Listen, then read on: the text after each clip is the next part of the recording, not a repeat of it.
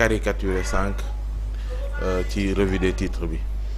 Ça ne va pas être facile pour la toute bonne et simple raison que souvent j'ai l'impression que les politiques d'aujourd'hui dañoo fàtte ne qu'on est le seul pays d'Afrique de l'Ouest boo xamante ne ci histoire ak ci taarix bokk nañu ci dëkk yi gën a stable politiquement parlant. waaye. Mon premier problème mooy seen tour front de défense de la démocratie. Nous ne sommes pas dans un état où la démocratie est en crise, que je le sache. Chacun est libre nga constituer wu en parti politique wala nga constituer wu en mouvement nga wax sa xalaat ak sa gis-gis saa yoo ko gisee te interpellé guñ fi kenn pour loolu. On avait craint pour notre démocratie à une certaine période où il a fallu l'implication du peuple pour montrer pour wan politique yi ne yéen rek nekku leen ci àdduna bi te moomu leen nit ñi réew mi ñoo ko moom heure bu ñu neexee mën na noo tànn fu nu neex. nga ne ma ndax dinañu réussir union boobu. Oui. Mais il va falloir que déjà ci seen ay partis de base ñoom ñu uni et puis ce front là bi nga xam ne dañuy wax ne dañoo bëgg jiital Khalifa Ababacar Sall qui est dans ce front. Moi de tous les articles de presse que j'ai consultés gisuma fa spécifiquement liste de partis bu may tax a mën a sax man toog naan maa ngi analyser di xool ndax front bi dina dem. est-ce que dañ ko verrouiller di xaar dimanche. waaw yu ñu jot a révélé mais peut-être ce n'est pas exhaustif. LD PIT. Taxawu PS AFP. Tous ces partis sont morts c'est-à-dire partis yi nga limal yi yëpp amuñu existence politique néew yee dajaloo jërëjëf ndax li tax ñoom ñu dajaloo mooy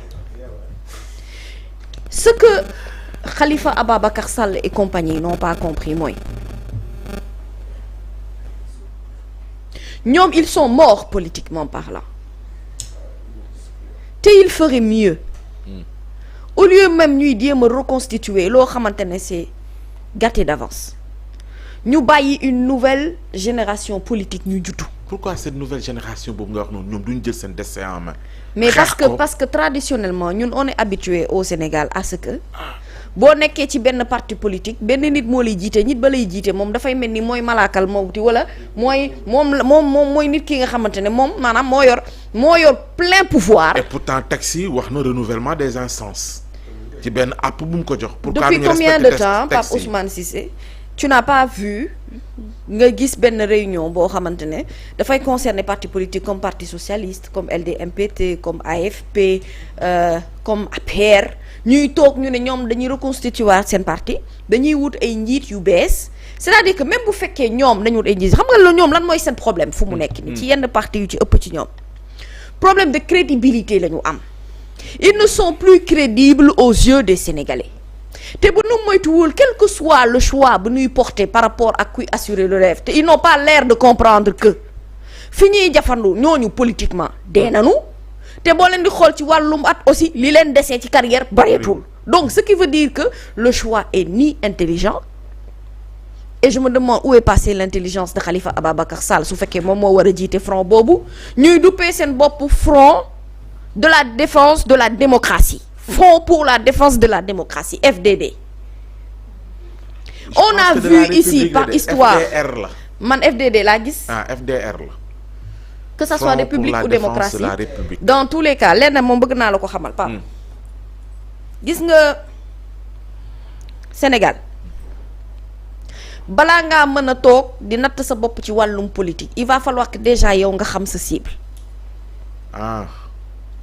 Majorité cible bi suivre actualité politique aujourd'hui c'est cette majorité du peuple d'ici et d'ailleurs boo xamante ne ils sont pas encore sortis d'un traumatisme dû à des actes politiques yoo xamante ne moom moo ñu indil guute gi ci réewam te ci jamono boobu Khalifa Ababacar Sall bu meloon ni mu war a mel baa mu jaar fu mu war a jaar bu deful woon benn faute wala benn pénalty heure bi moom moo waroon nekk président de l'Assemblée nationale. luy fautam wuy ji woote bi.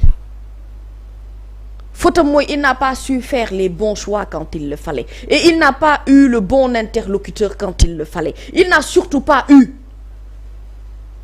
nit ku baax ki ko war a conseiller pour mu war a mën a tegu ci yoon il a écouté et il a suivi vent wu kenn ki nga xamante ne jàpp na ne xale la moo mën a jëflanteeg xale yi te kooku n'a pas su trouver la bonne communication qu'il fallait. AFP nit la boo xamante ne Moustapha Niasse ko jiite abadan dayi man dapat nanguwuta propulser qui que ce soit pour mu mën a jiitu ca kanam. AFP dee na. Parti socialiste donte am na ay politiciens yoo xamante ne ña nga fa nekk ñu mën a assurer le relais malheureusement xàllaluñu leen yoon. ils ont même ñoom ci seen bopp ñàkk bañ a respecter seen texte parti bu leen jural tey parti socialiste dee. Pendant ce temps on retrouve les mêmes têtes ñenn ñi ànd nañu ak gouvernement yi fi jiitu woon sax Macky Sall ànd ak Macky Sall te ku leen bàyyi woon ñu ànd ak Diomaye ñooñu amatuñu crédibilité. Parti démocratique sénégalais voilà un parti qui suba bu xëyee plouf catholique lay dëkkee moom intérêt boppam lay doxee day xool là où le vent souffle mu ànd ak ñoom mais jamais. Parti démocratique sénégalais gëj naa am ca maître Abdoulaye Wade ma muy ànd ak xelam ak sagoom. Parti bu nangoo taxaw ak li nga xamante ne moom mooy askanu Sénégal. Tu me parles aujourd'hui d'un parti comme nu mu tuddati dimbali ma parti PIT sa waay qui est dans le PIT kan moo ci nekkati ay leader politique yu meloon ni Djiboka yàlla na ko yàlla yërëm xare ko aljana amatu fi c'est-à-dire Sénégal gëj na am vie politique normale. benn parti politique moo fi amoon nekk fii di en fait 3 ou 4 te ñooñu c'est-à-dire Macky Sall da leen a rey sax moom avant ñuy xalaat a créer une nouvelle génération de politique qui va s'opposer à président Bassirou Diomaye. du problème mu tour problème de personne la problème de crédibilité la wax naa la ko. dama ne la lenn ñoo mën a nekk ay opposants ci jamono bii ñu nekk nii. mooy cette nouvelle tranche soit de femmes d'affaires ou d'hommes d'affaires. cette façon nouvelle de faire de la politique ce n'est plus de faire de la mobilisation de masse parce que ça ne marche plus et même le fait que ñuy dajale ay partis politiques def leen ay groupement ñu mel ni ay mbootaay loolu itam doxul ndax bu doon dox ci élection législative yi duñ ci dóor lu ci ëpp ci ñoom. nga xamante ne jàpp nañu ne sax au moins dese nañu as tuut. c'est-à-dire daan nañ dégg sax ay candidats yu doon wax ne am nañu nangam ci ay parrains. non il faut une jeunesse politique nouvelle. il faut une jeunesse politique nouvelle. ba pare on ne veut plus d'une politique d'attaque maanaam politique bi nga xam ne yow jàppee nga tu es opposant que quand tu attaques li nga xam ne moom moo nekk di def. on veut une valeur sûre d'hommes politiques qui sont susceptibles ñuy proposer ay solutions.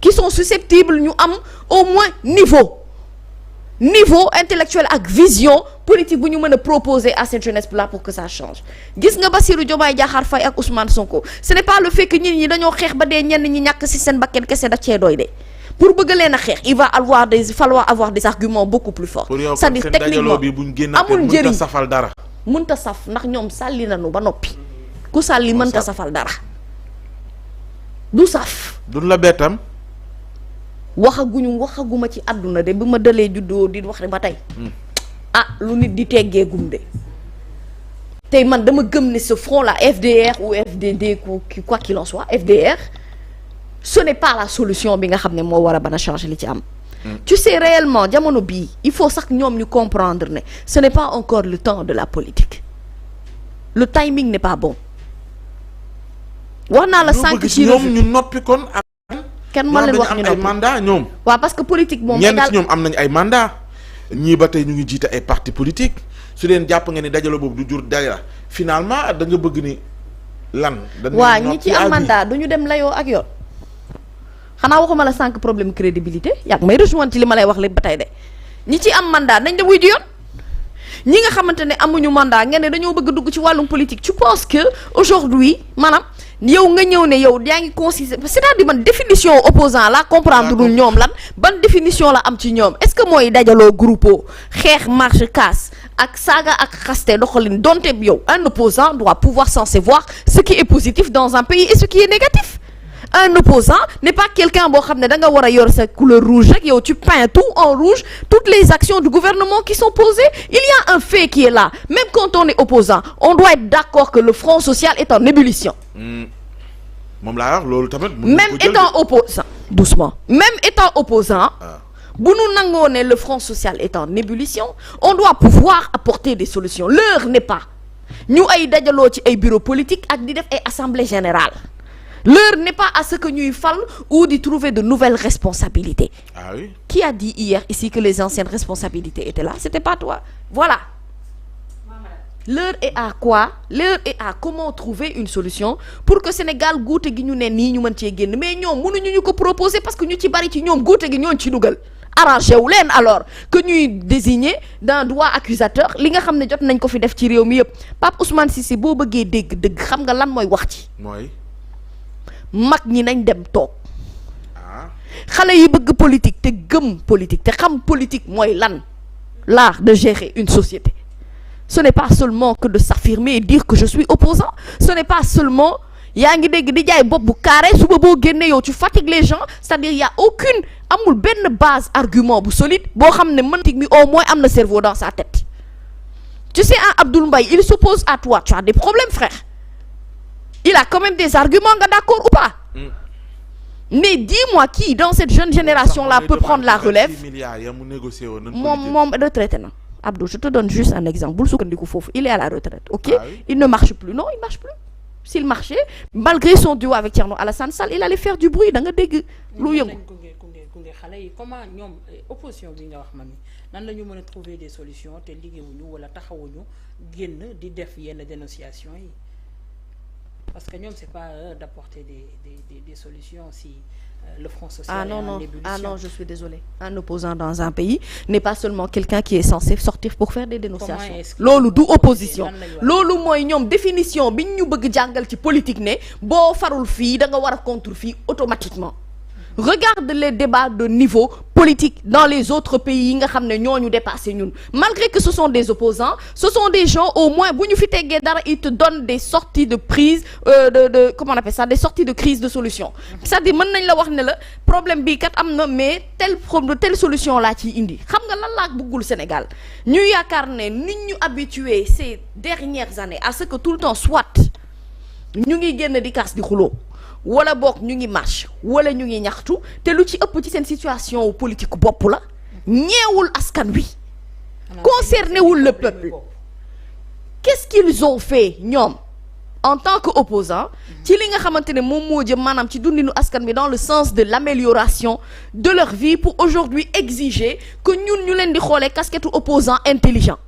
Je ne parle pas d'un xëy rek opposé wu Diomaye ak Bassirou ak Ousmane Sonko defuñu dara mais loolu c'est trop simple Nabou loolu ñëpp mën nañ ko tu n'as pas besoin de faire de la politique pour ça ni nga mën a xëy suba bu nekk kanamu Momo mën laa soof nga war a wax ne Momo Gaye bi c'est pas un excellent chroniqueur te parfois doo ko teg ci benn base argument bu dëgër loolu laa ne c'est pas une opposition encore une fois. Une opposition qui se documente. Quand bu leen Diomaye di wax naan leen ak ñu naan leen amuñu opposant ce n'est pas parce que ñoom amuñu ay parti politique dégg-dégg bi mooy amu leen niveau bi war a mën a tax ngeen di opposé wu à nous. Ils sont pas à la hauteur. Ils ne sont pas à la hauteur et c'est la vérité. Khalifa a perdu tout son génie malheureusement à cause de mauvais calculs politiques. Parti démocratique sénégalais dafa perdre génie à cause de ses calculs politiques. Parti socialiste perdre génie à cause de leur décision politique. Parce que kenn ku ci nekk boo xasee ba nekk de yow jàpp ne politique nga pour yow ci sa intérêt bopp nga war a dox. Moment bi ñu bàyyee nag ñoom intérêt askan wi rangé wu ci seen intérêt bopp boobu la ñu amatul valeur politique. mais ngoone su dee du Amadou Ba du Khalifa du ñu mel ni ñoom lu war